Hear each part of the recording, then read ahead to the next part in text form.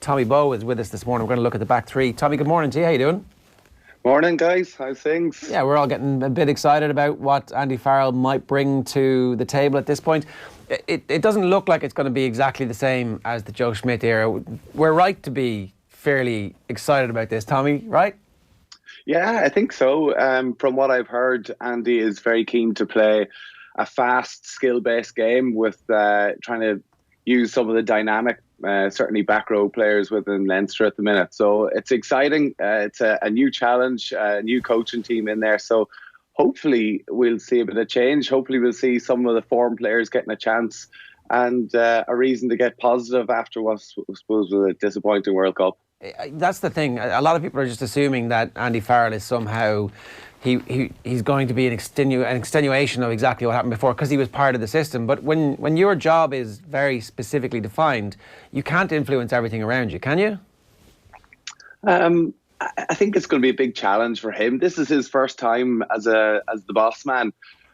He'll want to put his own stamp on it, but what sort of control he's going to have, what he's been told from above, it's tough for him because he hasn't got a summer tour or a November internationals to kind of bed himself in. He's straight in at the deep end, straight into a World Cup, straight off a disappointing World Cup, or straight into the Six Nations. So it's going to be tough for him. I think he doesn't want to make too many drastic changes, but there's a lot of foreign players there putting their hand up, and it's an exciting time for Irish rugby, and hopefully he's excited about it. They're going off to Portugal, which is a little bit different as well in the build-up to it. So, yeah, I think the players are looking forward to it. Yeah, OK, let's get into your depth chart and the back three. A reminder of the fullbacks. So this is, I think, the third time we've done it with you. We had Rob Kearney at 9, Addison, Conway, Mike Haley and Simon Zebo, who was not available for selection but was actually ahead of everybody else. This is this time last year. I mean, sorry, yeah. I got that wrong. He was totally available for selection. We chose not to select him as a country. I misspoke there. Things have changed quite a bit. Rob Kearney is no longer the shoe-in that he was a year ago. No.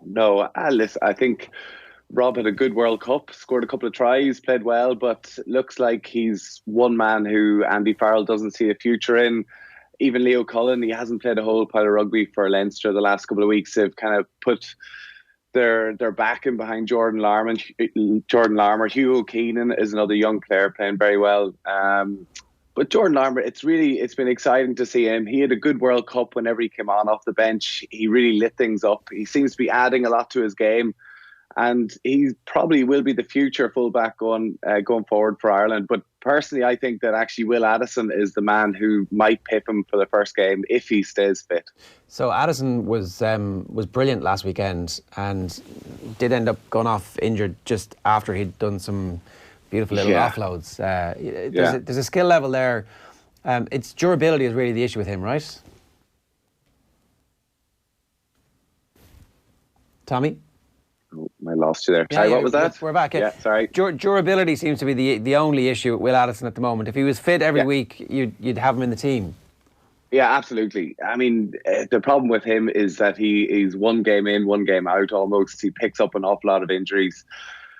But his ability to bring other players into the game, his ability to step up as first receiver, which is something that Ireland lacked going into the last World Cup, that attack, taking the pressure off Johnny Sexton, and just his all-round game. I know Jerry Flannery did a feature with us looking at his defence, looking at his high ball, looking at his attack. His attack gets a lot of the attention, but his all-round game is something that I think will definitely add to Ireland. Okay, so you've got him slightly ahead of Jordan Larmour at the moment.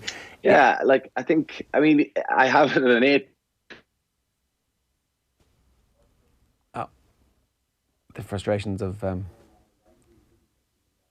broadband. It's very, very frustrating, all right? So what we've got a situation here of is Will Addison leading the way at the moment. Fitness was no issue. I think many people would agree with that. There is the exciting prospect of Jordan Larmour, and I think we should just establish that first of all. Both guys fully fit.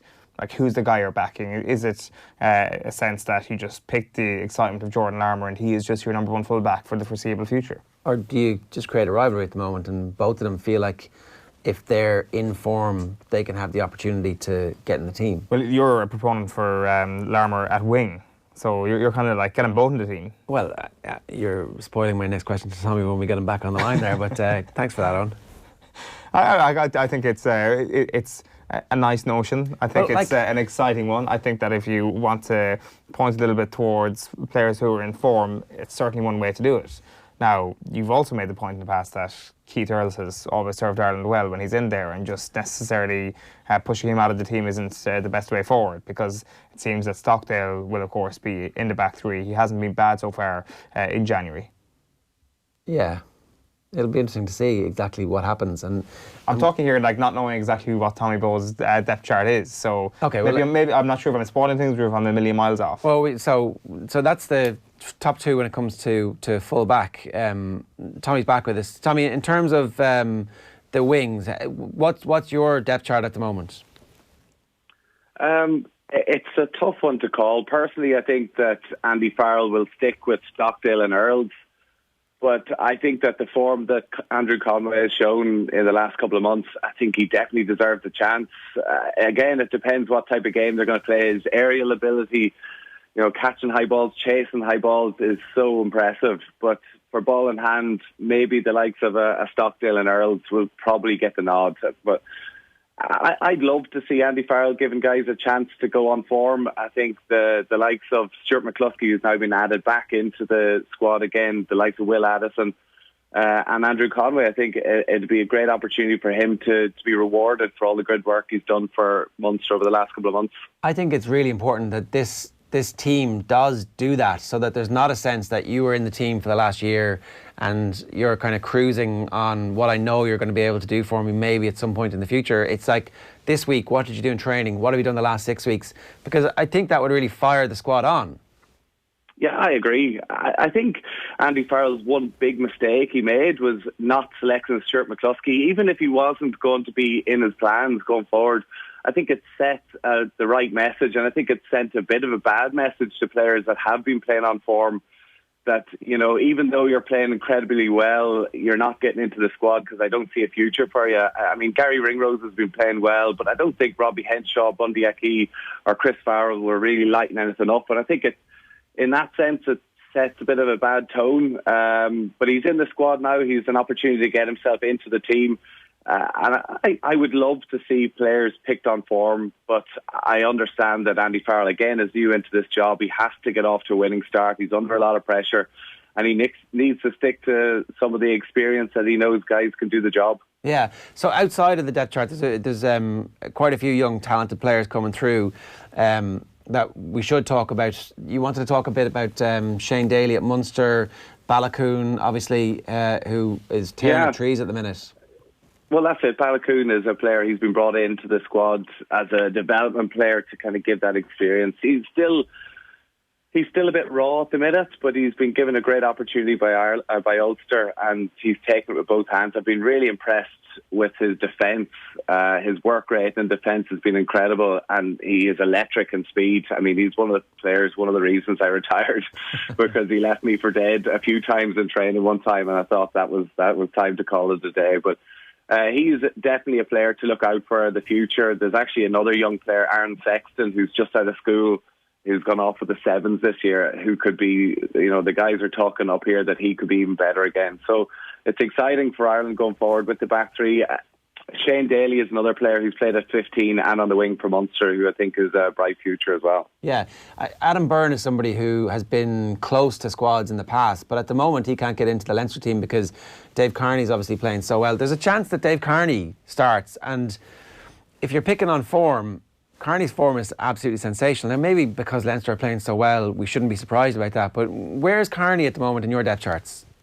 Yeah, he's played a lot of games, scored a lot of tries, and it's great to see him injury-free getting a run of games. I kind of have him in my depth chart, but I don't really see him feature too much. I think the likes of Jordan Larmour and himself, Jordan is playing so well, but behind the pack, with the go forward that this Leinster team are getting, they're scoring on average, I think, 42 points every game at home. It's nearly easy to look good when you're in a back three like that. They're not being challenged. So it'll be interesting to see how they go in the training, up against each other in the next couple of weeks for the Six Nations. But Dave Kearney, it's great to see him. I think Adam Byrne is a guy who has so much potential, but he's still struggling behind Dave. He's struggling behind James Lowe and not really getting the game time that he needs to try and get himself into the green jersey. Yeah, the training, you bring the training up. It's, again, something that we, outside the playing pool, never really have any full understanding of, because if you are in brilliant form all the way up to the final selection and everybody says you should be playing. So Cooney, for example, everybody says Cooney should be playing. But then if training doesn't go perfectly for you, the coaching ticket isn't really that interested in how the Champions Cup has gone. They want to know what you can do with their game plan. I think that depends for coaches. I was never the best of trainers. I just loved the games, and it was something I had to change whenever I went into Ireland camp with Joe Schmidt, because he put so much emphasis into training. A lot of the other coaches, maybe Declan Kidney, wouldn't have had such an emphasis on it. It'd be interesting again to see how Andy Farrell plays it. I know Joe, he liked to be able to see how players, and that was something I think that really impacted Stuart McCluskey, that he went down there with the mindset of just being happy to be there and getting stuck in, but didn't really show the intensity that you need whenever you go into Joe Schmidt's training camp. So I think the players are looking forward to going into this new training camp with, I'd say it's going to be a little bit more relaxed. I think they're going to play a lot of rugby. It's going to be very skills-based, very fast, and I know the players certainly look forward to that. Yeah, that sounds pretty exciting. There was one last thing that I just wanted to ask you about. Rory O'Connor from the Independent was on last night, and he was talking about potentially the imbalance that we have at the moment with so many brilliant young players coming through the Leinster school system. How do we just rebalance it so that the other provinces have access to talent? And he came up with the idea of a draft potentially. I don't know where exactly it would fit, but you and your NFL again. There you go. Yeah, this time it's not even me. So would it work? Is this something that we should be looking at in Irish rugby, do you think? I think with 20 of the under 20 squad coming from Leinster, I think there's 9 from Ulster, 6 and 4, or 5 and 4 from Munster and Connacht. There definitely is an imbalance there. The majority of those players are even just coming from 3 or 4 schools. So there is going to be, for those young guys, if they want to get themselves into the green jersey, even into the Leinster squad, it's going to be difficult for them. They have to maybe broaden their horizons and go to other provinces, even go to England or France for a couple of years and try and get some experience, because there's becoming a bit of a backlog of players within that Leinster academy at the minute. Yeah. So not like something has to happen. Maybe not a draft. Maybe just go off and get some experience. But maybe a draft is the way to do it, is it? A draft could work. And would that mean that Connacht or the lowest placed province get to pick first and pick whatever players they want? Yeah. I mean, I can't see Leinster being too happy with it, but there has to be some way. I think it's going to be up to the players themselves. They have to realise that they could be going into an academy system where they're 5th, 6th, 7th choice and they're not really going to get a chance. I mean, Leo Cullen's done an incredible job of keeping a lot of the players happy, but at the age of 21 to 24, you want to play rugby. You want to be playing, and the opportunity to play might be in Connacht, might be in Ulster, might be in Munster, or it might be over in the likes of London Irish. So I think it's up to the players to see whether they're happy just to join the academy system or maybe broaden their horizons. Yeah, I always think we should have bought London Irish. The IRFU should buy London Irish and have a share in it. I like that idea. Yeah, I think it's not a bad idea. Yeah, it makes sense. Can't see it happening, but I think it's a good idea. Yeah, well, sure. Look, we can start lobbying for it, Tommy. You and me together. Okay, you're on. Tommy, yeah, sounds good. Good stuff. Thanks a million for joining us. And the draft as well. Okay, lads. Cheers. Nice one. Always great to have you. Thanks a million, Tommy. There you go. Rory O'Connor's draft idea, getting some heavyweight intellectual property behind it. How does it feel to have a new business partner? There you go. It's great. Well, I mean, I like his shoes, so. The two of you appearing on Dragon's Den, looking for capital. Yeah. Theo Paphitis, would he give us some money? Yes, he would. Probably would. It's a good idea. He's a Londoner. He'd get it. It is a good idea. They're getting all this money from CBC. So like the draft subject is the draft subject is interesting because there is that stumbling block that Leinster will claim that they've produced these prospects or that they have some sort of ownership on this. So like, do you bypass the Leinster Academy entirely? I don't. They don't. It's so after from school. schools. That's the thing. You need to get them at that stage. So, sorry, I should have said, of course, you can see more from Tommy, of course, on Air Sport and their Pro 14 coverage. Maybe you do it later. Maybe you do it after they've had their full... So after the under-20s, after their period of qualification for under-20s is over at that point. So everybody has some period of time being in the academies, but maybe it's actually before that and it is at school. So you leave school and the Connacht Academy picks up the first player and so on. And you can even do a snake draft, so it's not entirely... it's not entirely weighted against Leinster, who have created these players. So they get like so 1, 2, 3, 4 and 5. So Leinster get 4 and 5 and Connacht get 1 and 8. Yeah, it's just because it's a sport that isn't entirely controlled by Ireland. That's where you might run into a bit of issues. It works in the United States because there is only one professional league. Well, so you're right?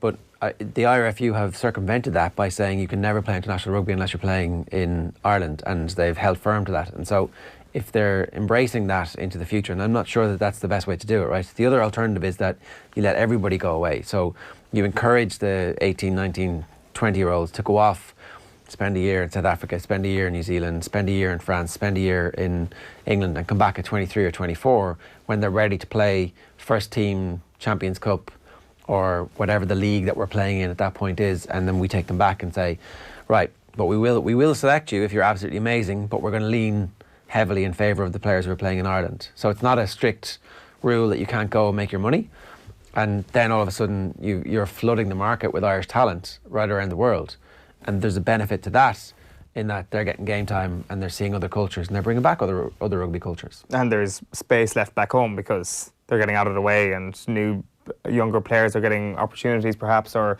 like it just feels that there is more rugby to be played by Irish players than if that was allowed to happen, because I think if you judge things on what happened at the World Cup last year, you would definitely be under the impression that allowing players to go and spread their wings for at least the first 2 years of a World Cup cycle is always a good thing, and that get them under control for just the last year, or pick foreign players like South Africa did. Yeah, or like except that the World Cup cycle isn't a 4-year thing, it's actually an 8-year thing, and so the players who are 23, this isn't their World Cup, but theirs is going to be in 4 years' time, and that you suddenly have 100 players who are playing professional rugby around the world who are available to you for selection over the next 6 or 8 years.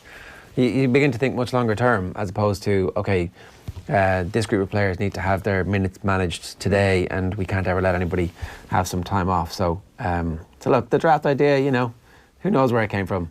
It's a great idea.